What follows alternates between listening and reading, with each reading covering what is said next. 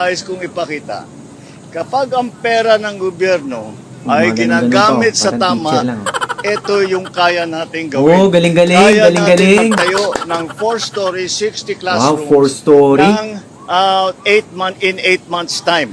At ito, may panibago, may sprinkler system na para hindi na magkasunog. Meron din bang kabuhayan showcase yan? Inspeksyonin nyo na mabuti. Baka sasabihin nila, AI na naman ako nandito. Si Anggaraw, tawa-tawa na lang. Tingnan rin nyo na mabuti. Joker din pala itong si BBM. Gaano kaganda ang ating bagong classroom. And Belmonte, I'm very happy to see that the students are already using it. Natural. Itong mga ito hindi siguro nakita yung data nung panahon ni Tatay Digong, no? Kaya Mr. Bongbong Marcos, ha? Baka hindi mo alam, more than 150,000 new classrooms ang naipagawa nung panahon ni Tatay Digong. More than 12,000 technical vocational laboratories ang napagawa noon. At doon yan sa Luzon, Visayas at Mindanao, no?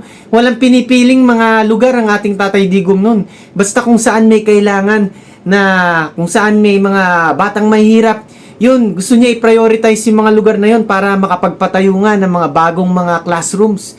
Tapos yung mga na-repair at na-rehabilitate nun, more than 100,000 din. Imagine niyo yun, ha?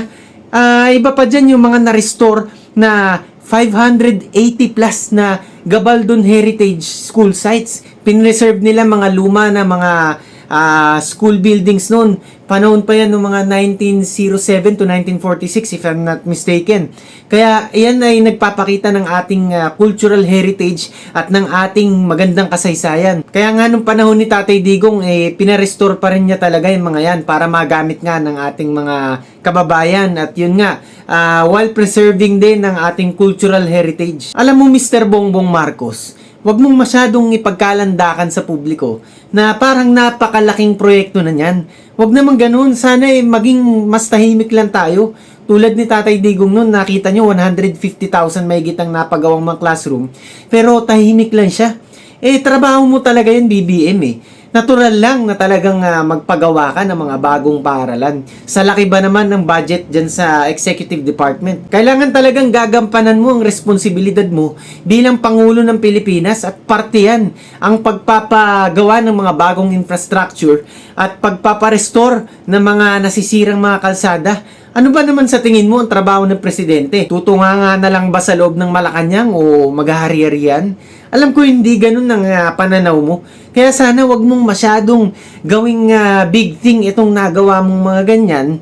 Dahil alam mo, yung publiko hindi maiiwasan. Kita nyo, yung sa mga nakikita ko mga videos, ang daming mga laugh reactions, di ba? Yung ibang mga videos, mas marami pa yung laugh reaction kaysa sa mga like o sa love. Imagine niyo yun, ibig sabihin yung tao, natatawa sila. BBM, kung ako sa'yo, alam mo, magpaka-simple ka na lang, pero dapat mas puliduhin mo yung gawa. Mas talagang mag-focus ka sa trabaho kaysa sa mga photo ops o sa harapan ng media na ganyan. Mr. Bongbong Marcos, alam mo, binigyan ka ng mandato ng milyong-milyong mga Pilipino para talagang gampanan mo ang responsibilidad mo. Nandyan ka sa poder ng kapangyarihan ngayon para magamit mo yan, para makatulong sa ating kababayan at makapagpatayo nga ng mga bagong mga infrastructure dyan. Kaya talagang dapat lang na magamit mo ang pondo ng bayan sa tama. Pero on the other side, we're expecting more from you. Mas marami pa kaming inaasahan na gagawin mo. Ilang taon ka na nandyan, di ba?